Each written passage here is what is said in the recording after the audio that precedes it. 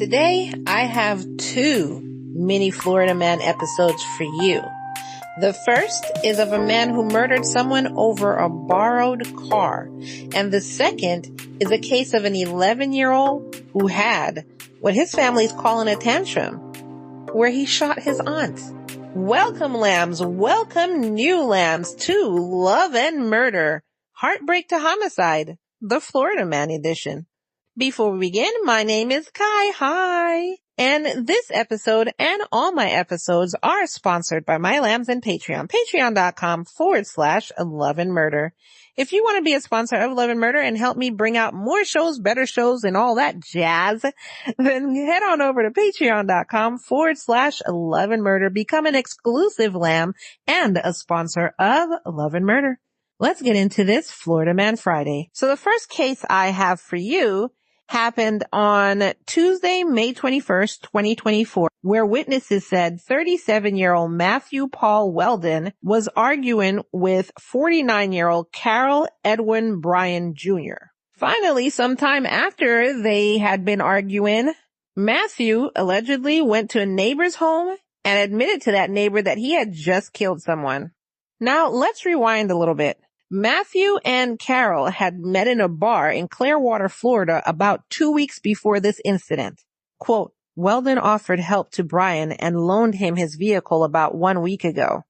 Bryan did not return the vehicle when he agreed to, and Weldon became upset. Detectives say Bryan arrived at the residence with Weldon's vehicle on May 21st, 2024, and they engaged in an argument. Detectives say that based on the evidence at the scene, it appears that Bryan was on the rear patio of the residence when he was struck in the back of the head. Bryan was then struck repeatedly while on the ground, causing additional injuries. So after Matthew told a neighbor, they of course called the police because, I would lock all the doors, lock the window, hide your kids, hide your mom.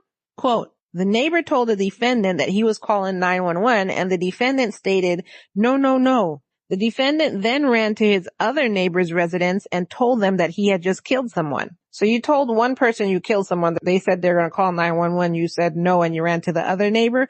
What did you think the other neighbor was going to do? Here, I'll help you hide the body real quick. I don't understand what you thought was going to happen. Quote, when deputies arrived on scene, they located the suspect, 37-year-old Matthew Weldon, in front of the residence covered in blood. Weldon told deputies, he is dead, and pointed towards the residence. Deputies then discovered the victim, later identified as 49-year-old Carol Bryan, lying on the back studio of the residence, suffering from multiple blunt force injuries to his head, neck, and arm. Bryan was pronounced deceased at the scene. Matthew himself only had minor injuries. And currently the investigation is still ongoing. When I did a search, records showed that Matthew had pled not guilty so far. So what I'll have in the Patreon is the affidavit of his arrest as well as some pictures. But it looks like he just got frustrated with Carol for turning his car in late. And instead of saying, hey, I'll never lend you a car again, or basically anything, I won't lend you a stick of gum. Well, you can't really lend somebody a stick of gum, but I won't lend you a piece of paper, a pencil, a pen, because you can't get stuff back when I want them back. Instead of doing that, he decided, I'm just going to beat you to death, which even if this guy is arguing with you that he didn't return your car late, or you didn't give him a time period in which to return the car. And, I filled it up and I gave you gas and I don't know what you're angry about. Why would you still murder him? Now you don't have your car because you're in prison. Now your car is sitting there rotting. What was the sense? You still don't have your car. I just don't understand people's logic sometimes. I understand you can get angry, but then jump in your car and drive away. If you want to hit something, go punch a tree. But now you're without your car. The thing that you were so angry over that you murdered somebody, now you still don't have it. Make it make sense. So the next case happened on May 17th, 2024 at around 7:50 in the morning. Police responded to a 911 call about a shooting in Idaho Court, which is east of State Road 429 and west of Hiawassee Road. I think that's how you say the road.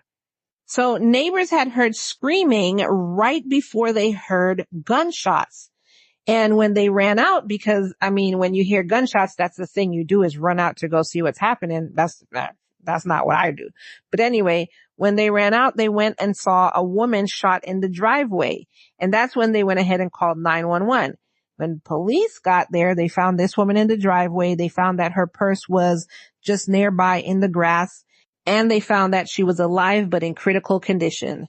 This woman was 55-year-old Chandra Pape King. So rescue units were called, and while waiting, Sandra's 11-year-old nephew was taken into custody. When the ambulance arrived, Chandra was taken to Advent Hospital, Apopka, where she unfortunately ended up dying during the transport. Quote, "There is no threat to the public and no other suspects are being sought. This is an active and ongoing investigation." One of the neighbors, Jackson Ganeo, I think it's Ganeo or Janeo, said, quote, "He seemed like any other child. You see, he had a little tantrum here and there. I figured that was normal for a kid his age, you know. I have 2 daughters his age, so I didn't think anything of it. An 11-year-old having a tantrum? I mean, 2-year-olds have tantrums. By 11, they should have been taught to control themselves." I don't know. Maybe that's just me talking. Police removed several bags of evidence from the house, and they searched for how the child got a gun, but they couldn't figure it out. On Saturday, May 18th, this is when the boy made his first juvenile court appearance. Several family members attended the hearing, and one of his cousins told reporters that Sandra had been the 11-year-old's guardian for at least 5 years. The cousin then said, quote, "He doesn't understand what's going on. I don't even think he knows he killed her." Okay, excuse me, what? You're not talking about a 1-year-old here who's just now learning English. You're not talking about a 3-year-old who just learned English and is just trying to comprehend what is going on around him. You're talking about an 11-year-old. You don't think he knows what a gun is and what a gun does at 11? Are you freaking kidding me? This is part of the problem. You think an 11-year-old had no idea what he did. Some people baby their children way too much. He knows right from wrong, good from bad. Don't give me that bullshit that he wasn't aware of what he did. He's 11. Ugh. So the family requested that the judge let them visit the 11-year-old while he's being detained, and the judge did grant that. And that is literally all that I have on this case right now. I don't think anything else will be released because it is an 11-year-old, so it's a juvenile. But basically, that's what we have. Of course, he's going to go to juvie. He might go to juvie till he's 18, and then they're going to let him out. He's not going to go from juvie and then straight to prison. So he's going to be let out. I mean, if y'all didn't teach him right from wrong on the outside, guess who's going to teach him right from wrong on the inside? So if you want to pretend this 11-year-old didn't understand what's going on, and I don't even think he knows he killed her with a gun because he didn't get what he wanted with somebody who took him in when she didn't have to, fed him, clothed him, and housed him for 5 years, and then y'all are babying him, acting like he doesn't know what a gun does. He doesn't know. Are you? Anyways, that's all I have for this. What do you think about this case? What do you think about what they said? Like he doesn't understand what he did. Let me know that in the comments below because, oh my God, I cannot.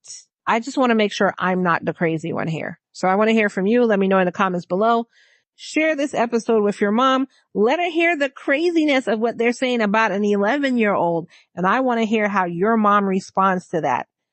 This sharing is a free and easy way that you can help Love and Murder, and also a way that you can have a conversation. And you'll find someone that's into the same stuff as you, and you can hear your mom's side of the story, and you can come with your opinion. So it's a win-win for everybody involved. That is all I have for you for this Florida Man Friday. I so simply cannot, because trying to tell me that an 11-year-old doesn't know right from wrong, ugh, crazy. And I will see you in the next episode. Bye.